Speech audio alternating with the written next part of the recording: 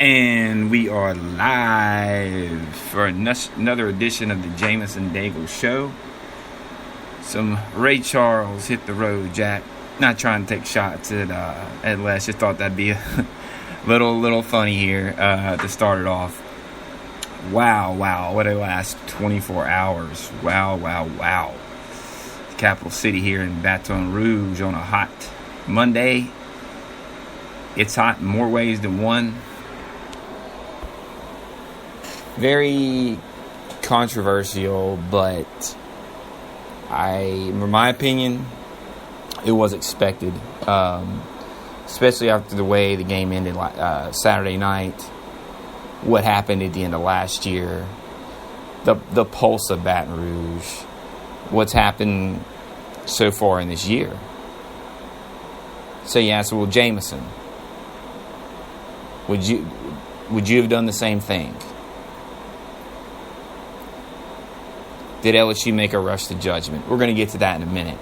Today I'm going to break down the Saints and the Falcons. Big game, particularly for the Saints. Falcons notched a win 35-28 over the Oakland Raiders last week. And the Saints are 0-2, but hey, look, both those games could easily have been won. Really one play in each game defined for the Saints losses. I think this team they need to put together a full game. And again, we're going to talk to that later. But first of all, we also have some clips of some Leonard Fournette, what he had to say about Les Miles' firing. We have also ESPN correspondent Paul Feinbaum is going to give his take on what went down this weekend. So, again, we've got some good stuff for you. As far as, I'll get to this later in the week, but as far as my pick six, looked like I got picked bad this week.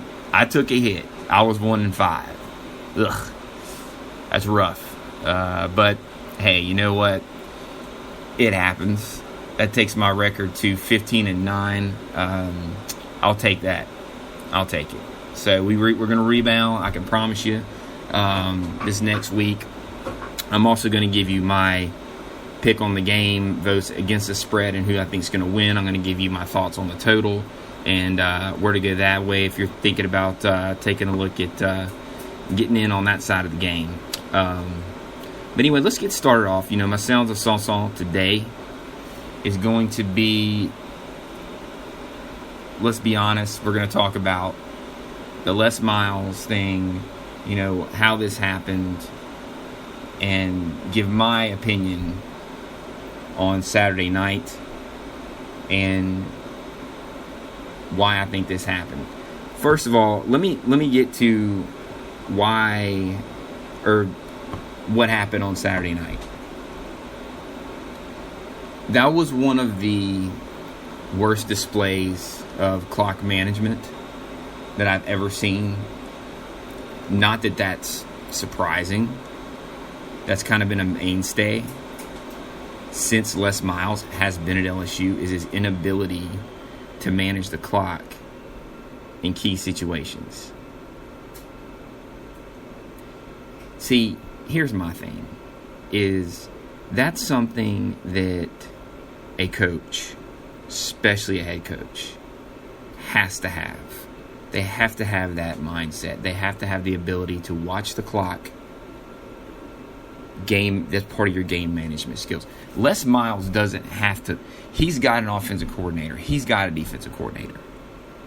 He has one thing that he has to do at the end of the games. Make sure your players are in tune with you, your game plan. Calm their nerves. Make sure they are in terms of what's supposed to happen. If this happens, this is what we're running. You have to make sure they understand that they don't get off on another I guess, overthink the situation is what I'm trying to say. They're 18 to 21-year-old kids. It's your job as their leader to make sure they understand what their jobs are and what to do in certain situations. Your other job, one mind that you're getting paid $4.5 million to do, 4.3 to be exact, is manage the clock. Letting the clock run down as much as he did, not using your timeouts wisely. And then on top of that, looking like Keystone Cops, trying to get the playoff. And by the way, I've seen out there, hey, if the refs screwed us over, we got robbed. Newsflash, had it not been, let's just say they made a mistake in the second coming off the clock, Etling was past the line of scrimmage when he threw the ball. So I don't want to hear, oh, well, if that would have happened, LSU would have won the game. Look, guys, LSU should have never, ever, ever been in that situation to begin with. They didn't play a good game. It did nothing on offense. Even when on your last drive, I know he was banged up. I know that, but Fournette would have had the ability to run the ball. You got to give it to your horse at the end of games, and LSU didn't do that. 16 carries, a total of 20 touches. That's inexcusable. Inexcusable for your horse to have only 20 touches. Geis gets in the game. 3 carries for 62 yards. Doesn't touch it the rest of the way.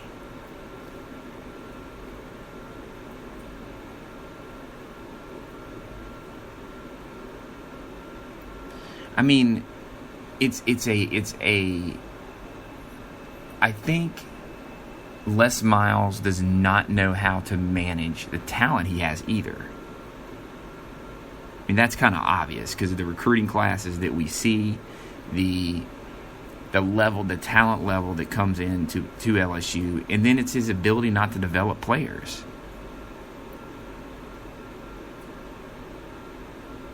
I mean, you know, when you look at the whole situation, I'm going to give you my take on why I think that championships weren't enough, and then I'm going to play to you what ESPN correspondent Paul Feinbaum had to say as well, and then I'm going to get to Leonard Fournette as well. But see, here's the reason why championships aren't enough for coaches, okay? In this situation, guys, look, we had one championship in 12 years. One national title in 12 years.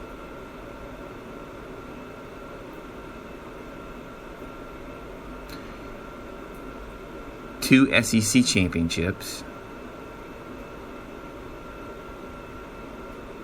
in 12 years.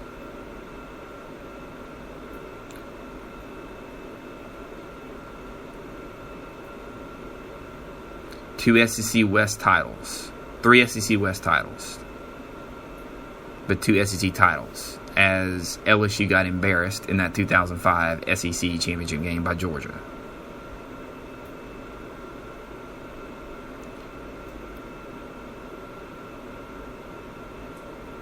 Guys, look.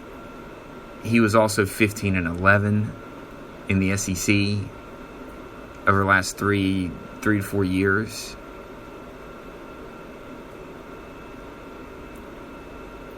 You see, I did see something this weekend that said, yeah, Jameson, he had 16 wins against top 10 teams. Yeah, but guess what? He also had 16 losses.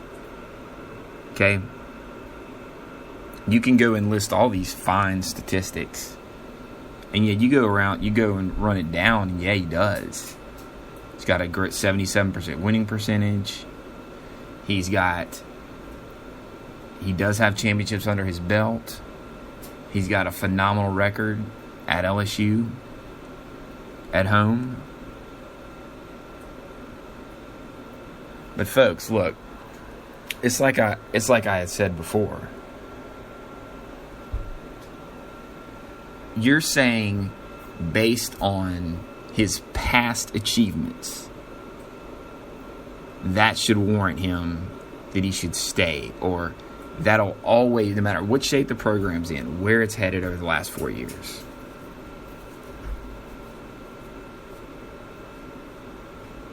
I think people really looked at the overall record over 12 years, and you see, okay, why is LSU jumping to conclusions? LSU's not jumping to conclusions. LSU's tired of being little brother, and the fact that they've fallen back into mediocrity in the SEC West. This team, at best, in my opinion, is going 7-5 this year. I predicted 8-4. They still have 5 more games on the schedule that are very tough teams. They're very hard to beat. You got at Florida next week. You have Southern Miss the week after that. That's in Tiger Stadium.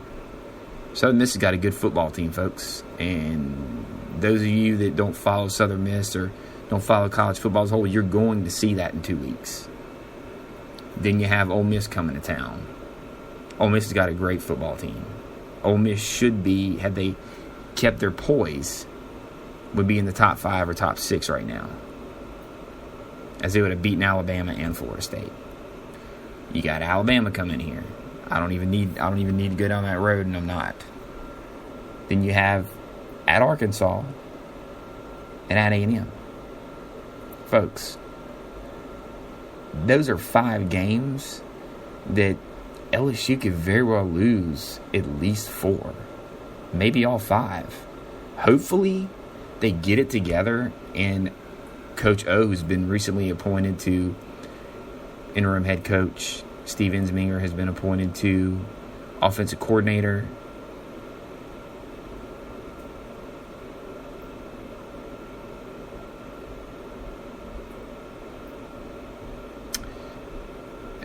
You know, it's going to be tough sledding for the Tigers. Hopefully this group that they've assembled, I guess a makeshift, you know, after firing a coach and firing a offensive coordinator after 4 games. It's common, you know, you got to get that together quick. This is not common in terms of typical procedure when firing a coach. LSU made the mistake last year. They should have let him coach out the final game. A&M, I personally think, let him coach the bowl game, then have the meeting and fire Coach Miles. That's what they wanted to do. That's what they thought the best thing for the team was. But they were promised things would change. Nothing changed. I think Les Miles' downfall was, yes, his inability to manage games, but it was his inability to get rid of the weak link that was Cam Cameron. Look, LSU brought in all the players, but it's under Miles'